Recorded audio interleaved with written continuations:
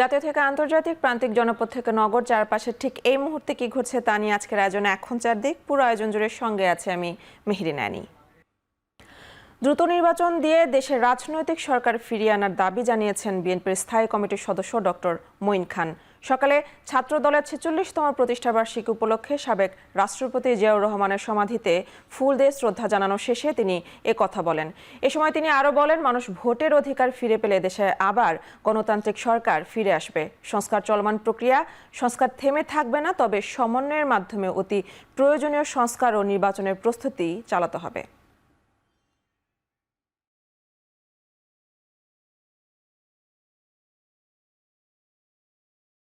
বিগত সময়ে যে ছাত্র রাজনীতির নামে যে সন্ত্রাস, নৈরাজ্য এবং চাঁদাবাজদের অভয়ারণ্য হয়ে উঠেছিল যে ছাত্র রাজনীতি, সে ধরনের ছাত্র রাজনীতি বাংলাদেশ থেকে পুরোপুরি বিলুপ্ত করবে বাংলাদেশ জাতীয়তাবাদী ছাত্র দল। তারই ধারাবাহিকতায় আজকে লক্ষ্য করে দেখুন, এই প্রতিষ্ঠাবার্ষিকী উপলক্ষে সারা দেশে কোনো ইউনিটের বিরুদ্ধে, একটি নেতা কর্মীর বিরুদ্ধে চাঁদাবাজির কোনো অভিযোগ আসেনি। সংস্কার কোনোদিন থেমে থাকে না। কাজেই আগে সংস্কার, পরে নির্বাচন, অথবা আগে নির্বাচন পরে সংস্কার, এগুলো কোনো অর্থবহ প্রশ্ন নয়। সংস্কার চলবে যদি আমরা গণতন্ত্রে বিশ্বাস করি। প্রতি 5 বছর নির্বাচন হবে।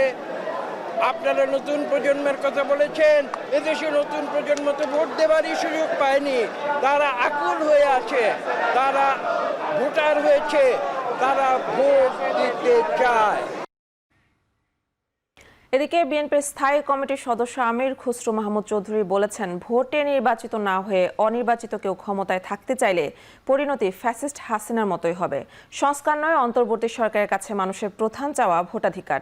নির্বাচিত সরকার প্রয়োজনীয় সংস্কার করবে। চট্টগ্রামের বিপ্লব উদ্যানে ছাত্রদলের প্রতিষ্ঠাবার্ষিকী উপলক্ষে আয়োজিত অনুষ্ঠানে এসব কথা বলেন তিনি।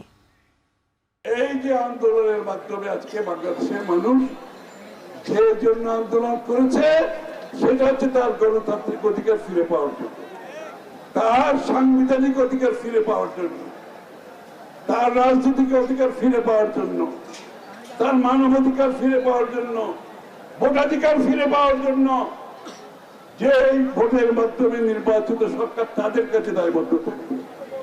আজকে প্রত্যেকটি মানুষের প্রত্যাশা একটি নির্বাচিত সংসদ সরকারের মাধ্যমে জনগণের কাছে দায়বদ্ধ জবাব দিয়ে সরকার গঠন করে বাংলাদেশের মানুষের মালিকানা ফিরিয়ে দেওয়ার সবাই অপেক্ষা করছে।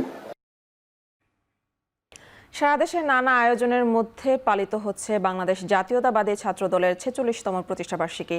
দিনটি ঘিরে জেলাগুলোতে আয়োজন করা হয়েছে র্যালি, সমাবেশ ও আলোচনা সভা। সকালে নোয়াখালী সরকারি কলেজে দিনব্যাপী স্বেচ্ছায় রক্তদান কর্মসূচির আয়োজন করা হয়। এছাড়া দুপুর 12টা থেকে ফেনী শহরের ওয়াবদা মাঠে জড়ো হন সংগঠনের নেতাকর্মীরা। পরে সেখান থেকে র্যালি শুরু হয়ে তা প্রধান সড়ক প্রদক্ষিণ করে শহীদ মিনারে গিয়ে শেষ হয়। একই সময়ে নেত্রকোনায় আনন্দ শোভাযাত্রা করেছে জেলা ছাত্রদল।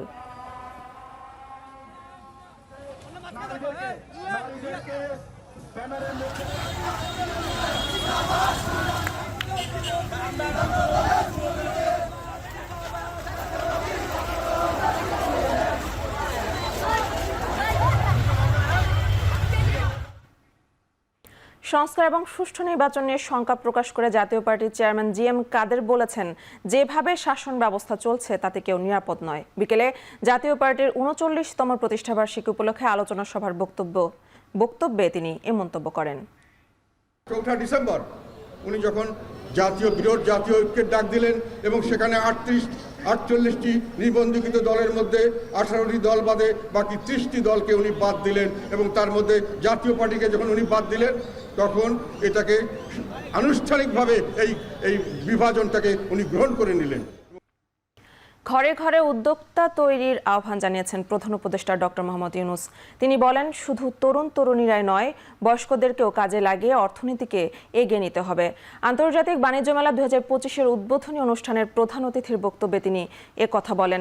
সকালে পূর্বাচলে 29তম আন্তর্জাতিক বাণিজ্য মেলা উদ্বোধন করেন প্রধান উপদেষ্টা। এবার 8টি দেশের 300-র বেশি প্রতিষ্ঠান অংশগ্রহণ করছে। ডক্টর ইউনূস উদ্বোধনী বক্তব্যে বলেন, মেলার উদ্দেশ্যই হলো মেলার উদ্দেশ্যই হলো আন্তর্জাতিক বিনিয়োগকারীদের আকর্ষণ করা, সরকারি পৃষ্ঠপোষকতায় স্থানীয় পণ্যের মান উন্নয়নে সেবা প্রদানকারী প্রতিষ্ঠানগুলোকে আরও শক্তিশালী করা হচ্ছে বলেও জানান তিনি। বলেন, রপ্তানি সেবা প্রদানকারী সংস্থাগুলোর সক্ষমতা বৃদ্ধি, আধুনিক ও দ্রুততর সেবা নিশ্চিত করার লক্ষ্যে কাজ করছে সরকার। অনুষ্ঠানে বাণিজ্য উপদেষ্টা শেখ বসিরউদ্দিন বলেন, বাজার সিন্ডিকেটের দুর্বৃত্তায়ন বন্ধ করা হবে। রমজানে সকল নিত্যপণ্যের দাম কমে আসবে বলেও জানান বাণিজ্য উপদেষ্টা।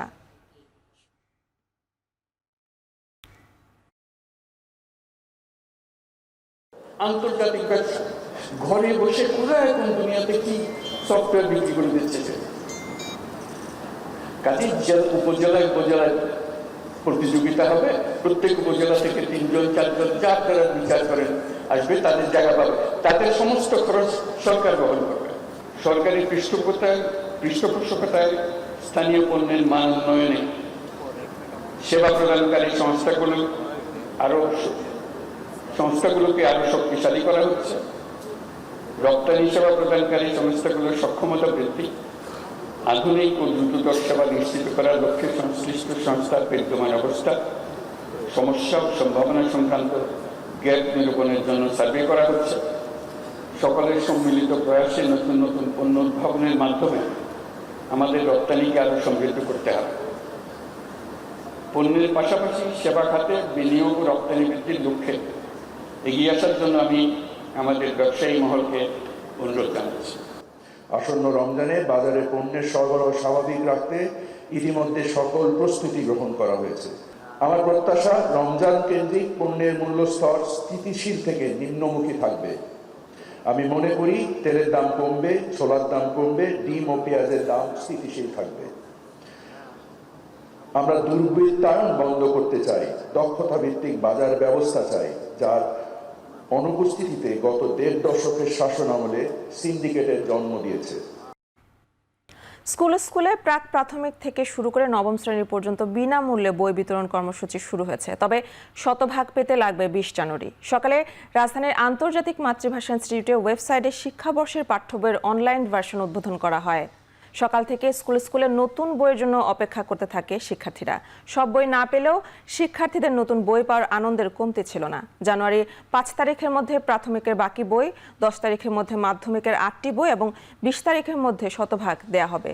প্রথম দিন সব বই দিতে না পারায় দুঃখ প্রকাশ করেন শিক্ষা উপদেষ্টা অধ্যাপক ডক্টর ওয়াহিদুদ্দিন মাহমুদ। তিনি বলেন, পুরনো কারিকুলামে ফিরে যাওয়ায় 6,79,00,000 বই বেশি ছাপতে হয়েছে। এ সময় বছরের পর বছর বই উৎসবের নামে অপচয় হয়েছে বলেও জানান এনসিটিবি চেয়ারম্যান। এবারের বইয়ের উজ্জ্বলতা ও কাগজের মান আগের চেয়ে ভালো বলেও জানান তিনি।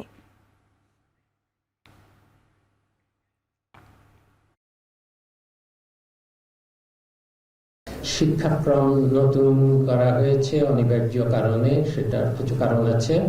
তাতে করে বইয়ের সংখ্যা বেড়েছে এবং যে সময় থেকে শুরু করা হয়েছে তখন সময় খুব কম ছিল, তার মধ্যে আবার অনেক পরিমার্জন করতে হয়েছে।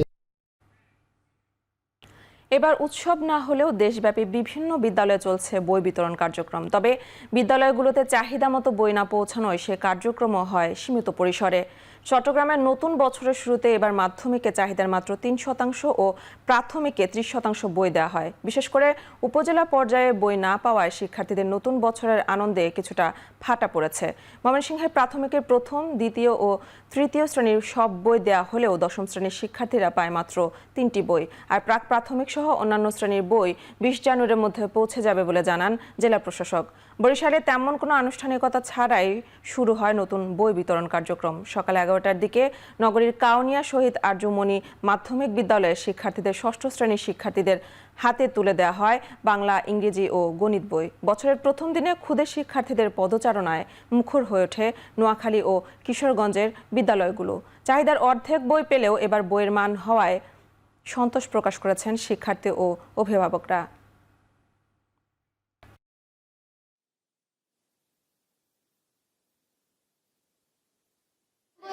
বইগুলো অনেক সুন্দর, বই ভালো লাগছে।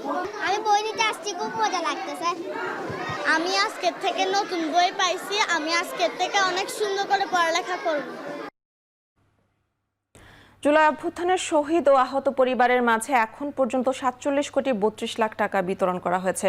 সংবাদ সম্মেলনে একথা জানান জুলাই শহীদ স্মৃতি ফাউন্ডেশনের সাধারণ সম্পাদক সার্জিস আলম। এদিকে যারা সঠিকভাবে নথিপত্র জমা দিতে পেরেছে তাদেরকে আর্থিক সহায়তা দেওয়া হচ্ছে বলেও জানান তিনি।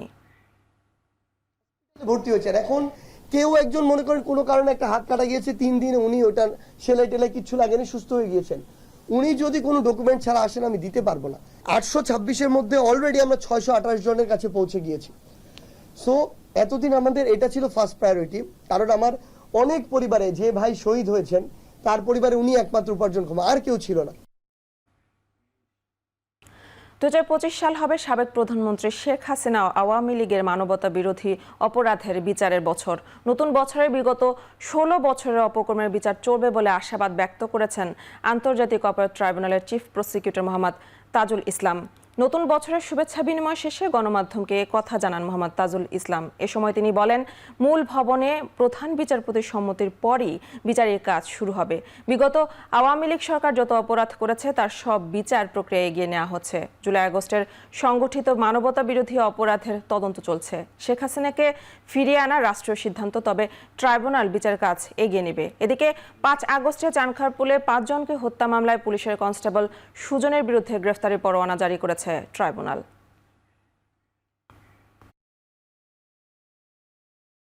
2025 সাল যেন বাংলাদেশের জন্য একটা সুবর্ণ ইতিহাসের বছর হয় এবং এইটার মধ্য দিয়ে, এই বছরের মধ্য দিয়ে যে বড় বড় অপরাধী আছে, যে বড় বড় অপরাধ আছে, সেগুলোর বিচার প্রক্রিয়ার একটা সমাপ্তি ঘটানো যায়। আজকে নতুন বছরে একটা কাজ আমরা করেছি, যে একটা অন্তত একটা ওয়ারেন্ট ইস্যু হয়েছে বা প্রোডাকশন ওয়ারেন্ট ইস্যু হয়েছে।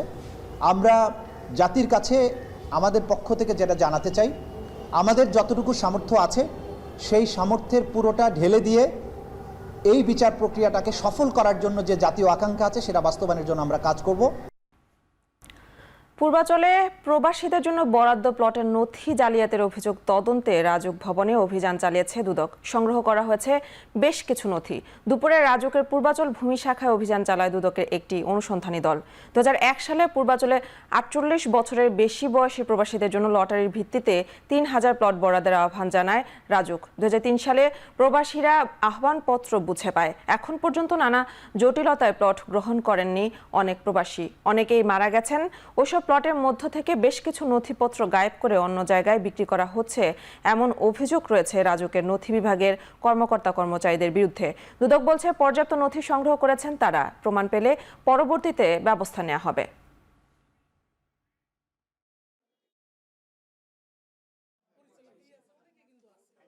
এখানে কি দালাল চক্র কোনো পেয়েছেন আপনি, বা এই ধরনের কোনো ব্যবস্থা না? আমার নলেজে আসছে যে অনেক দালাল এখানে কাজ করেছে, অতীতেও করেছে।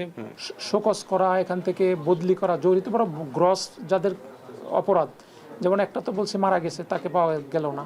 আরেকজন যাদেরটা হয়েছে, কার কতটুকু দায় সেই অনুযায়ী আমরা ব্যবস্থা নেওয়ার জন্য কর্তৃপক্ষের কাছে অনুমোদন নিয়ে অলরেডি ব্যবস্থা চলছে। প্রাথমিকভাবে অভিযানে এসে আমরা কিছুটা সত্যতা পাইছি, আর কিছু রেকর্ডপত্র আমরা চেয়েছি পরিচালক মহোদয়ের কাছ থেকে। তো আমরা ওগুলো যাচাই বাছাই করে আমরা প্রতিবেদন কমিশনে দেব। প্রায় 147 কোটি টাকা অবৈধ সম্পদের অভিযোগে সাবেক আইনমন্ত্রী আনিসুল হকের বিরুদ্ধে মামলা করেছে দুদক। বিকেলে ব্রিফিংয়ে এ কথা জানান দুদক মহাপরিচালক মোহাম্মদ আক্তার হোসেন। আনিসুল হক সাবেক মন্ত্রী, আইন, বিচার ও সংসদ বিষয়ক মন্ত্রণালয়, ঢাকার বিরুদ্ধে পাবলিক সার্ভেন্ট হিসেবে অপরাধমূলক অসৎ আচরণ ও ক্ষমতার অপব্যবহারের মাধ্যমে অসাধু উপায়ে জ্ঞাত আয়ের উৎসের সাথে অসঙ্গতিপূর্ণ 146 কোটি টাকারও বেশি মূল্যের সম্পদের মালিকানা অর্জনপূর্বক দখলে রাখা, দুর্নীতি প্রতিরোধ আইন 1947-এর 5-2 এবং মানি লন্ডারিং প্রতিরোধ আইন 2012-এর 4-2 এবং 4-3 ধারায় একটি মামলা রুজু করা হয়েছে। গ্রাহকদের কাছে চাঁদাবাজির অভিযোগে কক্সবাজার উন্নয়ন কর্তৃপক্ষের কার্যালয়ে অভিযান চালিয়েছে দুর্নীতি দমন কমিশন। সকাল 10:30টার দিকে দুর্নীতি দমন কমিশন কক্সবাজার কার্যালয়ের সহকারী পরিচালকের নেতৃত্বে অভিযান চলে। প্রায় 1.5 ঘন্টার অভিযান ও জিজ্ঞাসাবাদের পর অভিযুক্তদের কাল দুদক কার্যালয়ে হাজির হওয়ার মৌখিক নির্দেশ দেওয়া হয়েছে। দুদক কর্মকর্তারা জানান, কক্সবাজার উন্নয়ন কর্তৃপক্ষের কর্মকর্তাদের বিরুদ্ধে তোলা অভিযোগের কোনো প্রমাণ পাওয়া যায়নি, কারণ কর্তৃপক্ষ এখনও কোনো ধরনের রেকর্ডপত্র দাখিল করতে বলা হয়েছে। সেখানে কোনো ত্রুটি বিচ্যুতি পেলে বিষয়টি অনুসন্ধান করা হবে বলে জানান তিনি।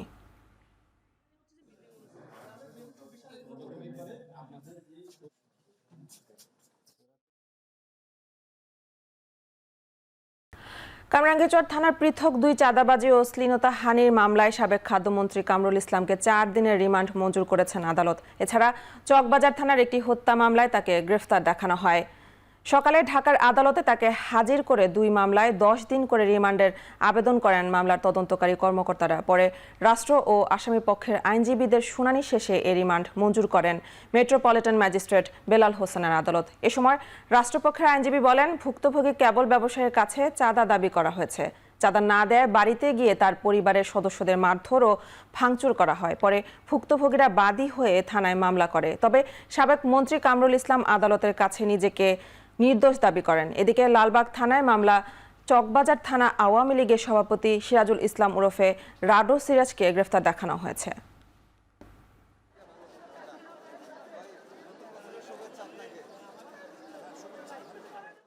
চাঁদাবাজি এবং শ্লীলতাহানির মামলা, এই 2 মামলায় প্রথম মামলাটি তার জন্য 10 দিনের রিমান্ড প্রার্থনা করা হয়। ওই মামলায় তার বিরুদ্ধে 2 দিন রিমান্ড মঞ্জুর করা হয় এবং আরেকটি মামলায় 10 দিন রিমান্ড প্রার্থনা করা হয় এবং সেখানেও 2 দিন তার বিরুদ্ধে রিমান্ড মঞ্জুর করা হয়। আর একটি মামলা, সেই মামলা একটি হত্যা মামলা, সেখানে তাকে গ্রেপ্তার দেখানো হয়। উন্মুক্ত দরপত্রের মাধ্যমে চট্টগ্রাম বন্দরের সবচেয়ে বড় নিউমোরিং কন্টেইনার টার্মিনালে অন্তর্বর্তী সময়ের জন্য অপারেটর নিয়োগের কথা বলা হলেও সেই সিদ্ধান্ত থেকে সরে এসেছে চট্টগ্রাম বন্দর। এমনটাই জানিয়েছেন বন্দর chairman rear admiral SM Moniruzzaman. দুপুরে চট্টগ্রাম বন্দরে অনুষ্ঠিত হওয়া সংবাদ সম্মেলনে বন্দরের অর্জন ও আগামীর পরিকল্পনা তুলে ধরেন তিনি। বলেন, প্রযুক্তি সুষ্ঠু ব্যবস্থাপনার পাশাপাশি বন্দর কাস্টমস ও রেলওয়ে সমন্বিত প্রচেষ্টায় কাজ করতে হবে। এ সময় চট্টগ্রাম বন্দরে রেকর্ড পরিমাণ কার্গো হ্যান্ডলিং হয়েছে বলেও জানানো হয়। আগামীতে বন্দরের সক্ষমতা আরও বাড়াতে শতভাগ অটোমেশন প্রক্রিয়া চালু হবে। সেই সঙ্গে সবচেয়ে বড় মেগা প্রকল্প বে টার্মিনালের চ্যানেল খননের কাজ শুরু করার প্রক্রিয়া চলমান। চলতি বছরের মার্চে বিশ্ব ব্যাংকের সঙ্গে এই সংক্রান্ত চুক্তি স্বাক্ষর হবে। কেউ যেন ক্ষুদ্র স্বার্থে বন্দরকে ব্যবহার করতে না পারে সেদিকে সবাইকে সতর্ক থাকতে হবে বলেও জানান বন্দর চেয়ারম্যান।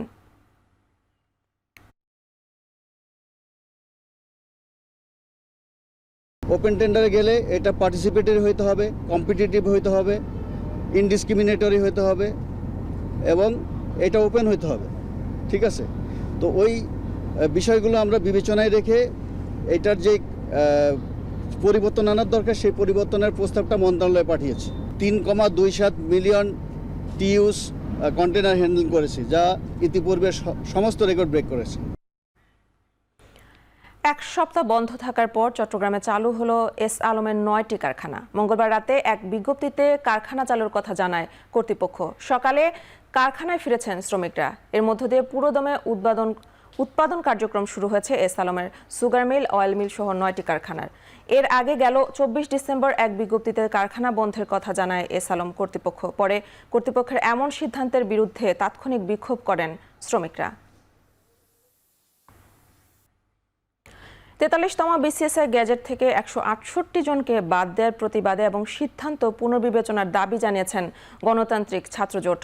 ঢাকা বিশ্ববিদ্যালয়ের মধুর ক্যান্টিনে এক সংবাদ সম্মেলনে এ দাবি জানান তারা বলেন, বাদ পড়াদের 42.26% সংখ্যালঘু সম্প্রদায়ের। কিসের ভিত্তিতে বাদ দেওয়া হয়েছে তার সুস্পষ্ট ব্যাখ্যা দিতে হবে। রাজনৈতিক ও ধর্মীয় পরিচয় বিবেচনার ঊর্ধ্বে বাদ পড়ার প্রার্থীদের মেধার ভিত্তিতে নিয়োগের দাবি জানান তারা। আগামী রোববার পর্যন্ত সরকার সিদ্ধান্ত পরিবর্তন না করলে বাদ পড়া 168 জনকে নিয়ে বিক্ষোভ কর্মসূচির ঘোষণা দেন তারা। প্রায় 5 লাখ এসব শূন্য পদে নিয়োগ দেওয়া হলে বড় অংশের কর্মসংস্থান নিশ্চিত হতো। গণঅভ্যুত্থান পরবর্তী সময়ে কওমি মাদ্রাসার সর্বোচ্চ শিক্ষা বোর্ড বেফাকুল মাদারিসিন আরাবিয়া ও হাইয়াতুল উল ইলা থেকে ফ্যাসিবাদে সম্পৃক্তদের অপসারণের দাবি কওমি ছাত্র সমাজের। বুধবার ঢাকা রিপোর্টার্স ইউনিটিতে সংবাদ সম্মেলনে এ দাবি জানান তারা। বিক্ষুব্ধরা বলেন, 5 আগস্টের 4 মাস অতিবাহিত হলেও এখনও দূষণমুক্ত হয়নি কওমি মাদ্রাসার সর্বোচ্চ শিক্ষা বোর্ড। তারা আরও বলেন, আওয়ামী লীগ সরকার রাজনৈতিক স্বার্থ সিদ্ধির জন্য অকার্যকর কওমি সনদের নামে যে প্রলোভন দিয়েছিল তার সমালোচনা করে শিক্ষার্থীরা বলেন, শিগগিরই কওমি অঙ্গনের শিক্ষাবিদ ও শিক্ষার্থীদের সমন্বয়ে বোর্ড সংস্কারের কার্যক্রম পদক্ষেপ নিতে হবে। এছাড়াও কওমি মাদ্রাসার সর্বোচ্চ শিক্ষা বোর্ড বেফাকে দায়িত্বরত ওবায়দুর রহমান খান নথভি ও আনাস মাদানির বিরুদ্ধে ফ্যাসিবাদের সাথে সম্পৃক্ততার অভিযোগ এনে তাদের অপসারণের দাবি জানান তারা।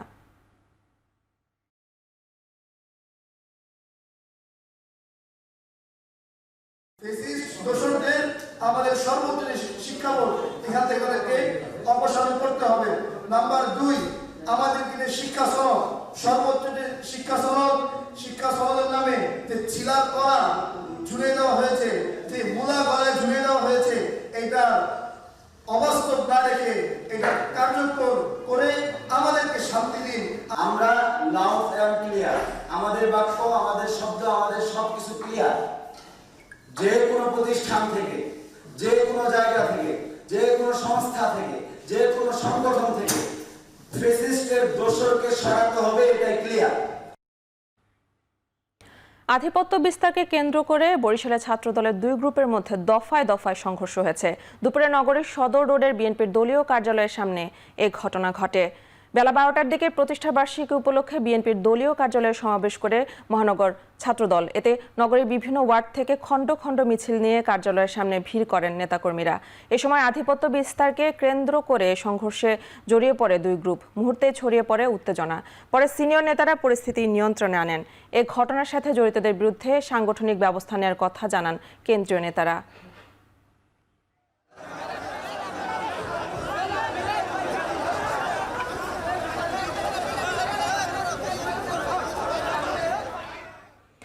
নরসিংদীতে ছাত্রদল কর্মী হত্যা মামলার প্রধান আসামি শাহ আলমকে অস্ত্রসহ আটক করেছে সেনাবাহিনী। মঙ্গলবার রাতে জেলা সেনাবাহিনীর অস্থায়ী ক্যাম্প থেকে এক প্রেস বিজ্ঞপ্তিতে এ তথ্য জানানো হয়। আসামিকে আটকের পর নরসিংদী মডেল থানা পুলিশের কাছে হস্তান্তর করলে তাকে গ্রেফতার দেখানো হয়। সেনাবাহিনী জানায়, নরসিংদীর 5 তোনার একটি বাড়ি থেকে শাহ আলমকে আটক করা হয়। এ সময় শাহ আলমের কাছ থেকে একটি পিস্তল, একটি গুলি ও বেশ কিছু গুলির খোসা উদ্ধার করা হয়।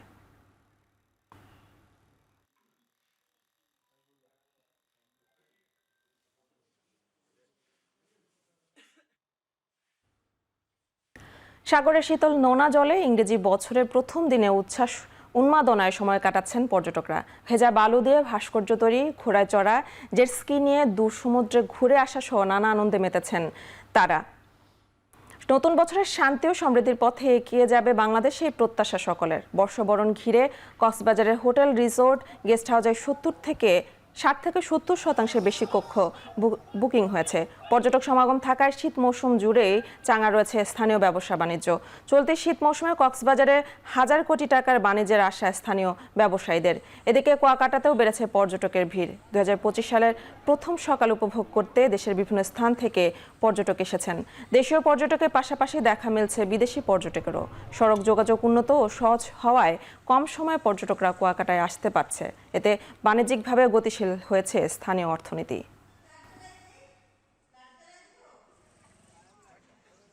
ফ্যামিলি ট্যুরে এসেছি। এখানে আমার মা বাবা, আমার চাচা চাচি, আমার ভাইদের সাথে ঘুরতে এসেছি। এখানে অনেক ভালো লাগতেছে।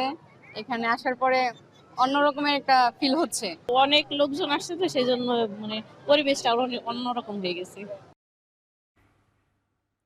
খ্রিস্টীয় নববর্ষের প্রথম দিনে বর্ণাঢ্য র্যালি ও তারুণ্যের উৎসব হয়েছে কুমিল্লায়। সকালে স্টেশন ক্লাবে মাসব্যাপী বাণিজ্য ও তারুণ্যের মেলার উদ্বোধন করেন জেলা প্রশাসক।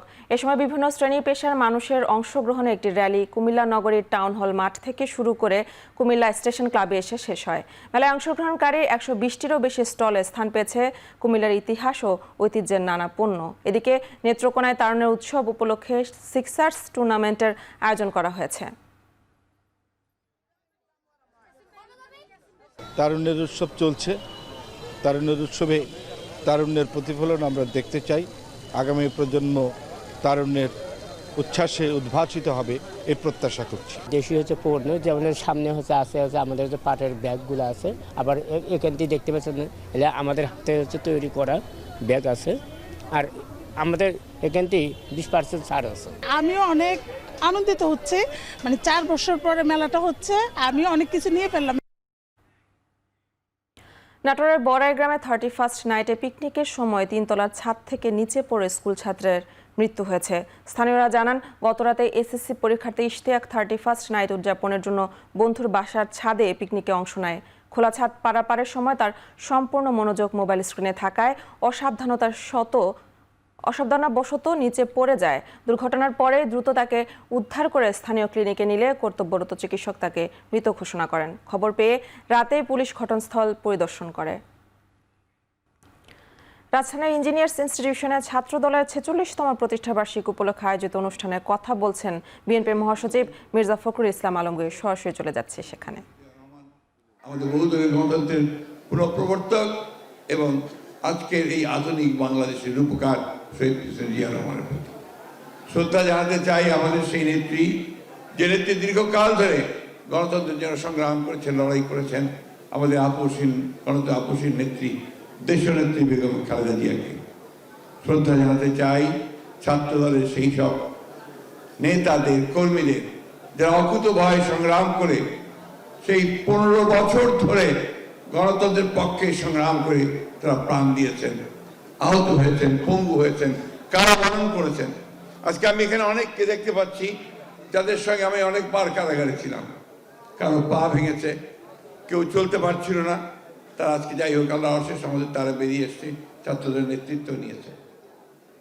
আজকে আমি শ্রদ্ধা জানাতে চাই বাংলাদেশের সকল গণতান্ত্রিক আমি মানুষকে, যারা একটা আন্দোলনের মধ্য দিয়ে, একটা অভ্যুত্থানের মধ্য দিয়ে ফ্যাসিবাদী হাসিনাকে দেশ থেকে পালাতে বাধ্য করেছেন। আমি বক্তব্য দীর্ঘ করবো না। আমাদের প্রধান অতিথি, আমাদের ভারপ্রাপ্ত চেয়ারম্যান তারেক রহমান সাহেব বক্তব্য রাখবেন, তার বক্তব্যের জন্যই আমরা অপেক্ষা করছি। আজকে আমি যে কথাটা আপনাদের সামনে সামান্য তুলে ধরতে চাই, যে আমরা একটা ফ্যাসিবাদের বিরুদ্ধে আন্দোলন করে তাকে তাড়িয়ে এখন আমরা একটা অন্তর্বর্তীকালীন সরকার আমরাই তৈরি করেছি। আমরা আশা করছি যে এই অন্তর্বর্তীকালীন সরকার তারা ন্যূনতম যে সমস্ত সংস্কারগুলো প্রয়োজন, অর্থাৎ আমাদের নির্বাচন সংক্রান্ত যে সংস্কার, একটা লেভেল প্লেইং ফিল্ড তৈরি করা, আমাদের প্রশাসন যন্ত্র তাকে ঠিক করা, সংস্কার করা, বিচার ব্যবস্থাকে সংস্কারের মধ্যে নিয়ে আসা এবং ন্যূনতম অর্থনৈতিক সংস্কারগুলো করা, তার মধ্য দিয়ে একটা নির্বাচন অনুষ্ঠান করা যেটা সকলের কাছে গ্রহণযোগ্য। আজকের যে অবস্থা, যে রাজনৈতিক পরিস্থিতি, যে সংকট সৃষ্টি হয়েছে, এই সংকট একমাত্র সমাধান হতে পারে একটা সকলের কাছে গ্রহণযোগ্য নির্বাচনের মধ্য দিয়ে। এটি ইতিহাসে প্রমাণিত। আমরা সে কথাই বারবার বলে আসছি, কিন্তু আজকে দুর্ভাগ্যজনকভাবে বাংলাদেশে আবার সেই চক্রান্তের খেলা শুরু হয়েছে, যেটা অতীতে হয়েছে বহুবার, যারই ফলে আমরা আমাদের শহীদ প্রেসিডেন্ট জিয়া রহমান সাহেবকে হারিয়েছি, যারই ফলে দেশনেত্রী বেগম খালেদা জিয়াকে 6 বছর কারাগারে থাকতে হয়েছে, যারই ফলে আজকে আমাদের নেতা তারেক রহমান সাহেবকে এখনো পর্যন্ত বিদেশে থাকতে হচ্ছে। এই চক্রান্ত আবার শুরু হয়েছে। কি করে বাংলাদেশের সত্যিকার যারা বাংলাদেশে বিশ্বাসী, যারা জোর গলায় বলতে পারে সবার আগে বাংলাদেশ, সেই দলকে, সেই নেতাকে আজকে তারা দূরে সরিয়ে রাখতে চাচ্ছে। বন্ধুগণ, এই চক্রান্ত বহুবার হয়েছে, আজকে আবার সেই চক্রান্ত শুরু হয়েছে। আমরা খুব পরিষ্কার ভাষায় বলতে চাই। কথা বলছিলেন বিএনপি মহাসচিব মির্জা ফখরুল ইসলাম আলমগীর। বছরের প্রথম দিনই রাশিয়া গ্যাস রপ্তানির জন্য বন্ধ হচ্ছে ইউক্রেনের ট্রানজিট। এখন থেকে ইউরোপে গ্যাস সরবরাহের জন্য ইউক্রেনের পাইপলাইন ব্যবহার করতে পারবে না রাশিয়া। ইউক্রেনের গ্যাস ট্রানজিট অপারেটর নাফটোগ্যাস আর রাশিয়ার প্রতিষ্ঠান গ্যাসপ্রমের 5 বছরের চুক্তি শেষ হচ্ছে বুধবার। ইউক্রেনের প্রেসিডেন্ট ভ্লাদিমির জেলেনস্কি বলেছেন, ইউরোপকে প্রস্তুতির সময় দেওয়া হয়েছে। রাশিয়া ইউক্রেনকে ব্যবহার করে কোটি কোটি ডলার আয় করতে পারবে না, তবে হাঙ্গেরি, তুরস্ক আর সার্বিয়াতে তুর্ক স্ট্রিম পাইপলাইন দিয়ে গ্যাস সরবরাহ করতে পারবে রাশিয়া।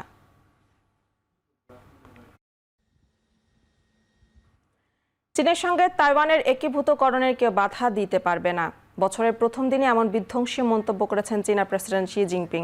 ইংরেজি বর্ষবরণ উপলক্ষে এক বক্তব্যে তিনি বলেন, তাইওয়ান আর চীনের মানুষ এক পরিবার। 2,30,00,000 মানুষের এই দ্বীপাঞ্চলকে বরাবরই চীন নিজেদের বলে দাবি করে আসছে। গেল বছর তাইওয়ানের আশপাশের জলসীমায় প্রায় প্রতিদিন যুদ্ধজাহাজ আর বিমান টহলে রেখেছে বেইজিং। ভাষণে শি জিনপিং বলেন, 2024 সালে দেশের জিডিপি প্রবৃদ্ধির আকার 130 লাখ কোটি ইউয়ান ছাড়িয়ে যাবে। পাকিস্তানের উত্তরাঞ্চলে খাইবার পাখতুনখোয়া প্রদেশে শিয়া অধ্যুষিত রাজনৈতিক দলের সঙ্গে পুলিশের সংঘর্ষ হয়েছে। বিক্ষোভকারীর উপর করাচি পুলিশ টিয়ারশেল নিক্ষেপ করে লাঠিপেটা করলে আহত হন অনেকে। কুররামের মূল শহর পারচিনার সঙ্গে প্রাদেশিক রাজধানী পেশোয়ার পুরোপুরি যোগাযোগ বিচ্ছিন্ন। আফগানিস্তানের সীমান্তের জেলা কুররামে 6 লাখ মানুষের বসবাস। গেল মাসে শিয়া আর সুন্নি সম্প্রদায়ের মধ্যে সংঘাতে মানবেতর অবস্থায় রয়েছেন এখানকার সাধারণ মানুষ। কুররামের শান্তি প্রতিষ্ঠার দাবিতে সপ্তাহব্যাপী চলা মজলিস ওয়াদাতে মুসলিমিনের বিক্ষোভ কর্মসূচিকে কেন্দ্র করে হতাহত হয়েছেন অনেকেই।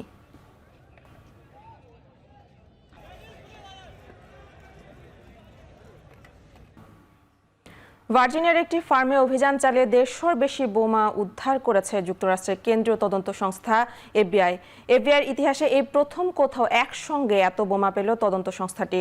অস্ত্র মজুত করার দায়ে 36 বছর বয়সী ব্র্যাড স্পারফোর্ড নামে একজনকে গ্রেফতারও করা হয়েছে। তদন্তকারীরা বলছেন, প্রশিক্ষণের সময় ব্র্যাড জো বাইডেনের ছবিকে লক্ষ্যবস্তু হিসেবে ব্যবহার করতেন। মাত্র 20 একর জায়গার মধ্যে পাওয়া এই বোমাগুলো বিস্ফোরণের জন্য তৈরি, আর সেগুলো অনেক বেশি বিধ্বংসী।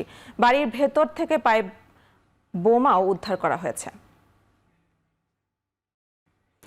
আতশবাজি আর বর্ণিল আলোকসজ্জার মধ্য দিয়ে নতুন বছরকে স্বাগত জানাচ্ছে বিশ্বের বিভিন্ন দেশ। যুক্তরাষ্ট্র, অস্ট্রেলিয়া, ইউরোপ আর মধ্যপ্রাচ্যের দেশগুলোতে জমকালো আয়োজনে 2025কে বরণ করে নিচ্ছেন সাধারণ মানুষ ও পর্যটকরা। টাইম জোনে ভিন্নতা থাকায় সবশেষ খ্রিস্টীয় নববর্ষ উদযাপন করছে যুক্তরাষ্ট্র প্রবাসী। নতুন বছরকে বরণ করে নিতে দেশে দেশে ভিড় জমান লাখো পর্যটক। নতুন আশা নিয়ে নববর্ষ এসেছে অস্থির মধ্যপ্রাচ্যেও। দুবাইতে বর্ণিল সব আতশবাজির প্রদর্শনী ছিল স্কাই স্ক্র্যাপার বুর্জ খলিফাতে। নতুন বছর নিয়ে আসবে শান্তির বার্তা, এমনটাই প্রত্যাশা সবার।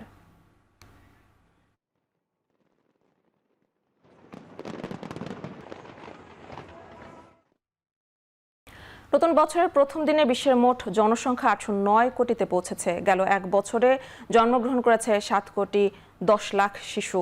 যুক্তরাষ্ট্রের আদমশুমারি ব্যুরোর তথ্য মতে 2025 সালের জানুয়ারি মাসে বিশ্বজুড়ে প্রতি সেকেন্ডে প্রায় 4.2টি শিশুর জন্ম এবং 2টি শিশুর মৃত্যু হতে পারে।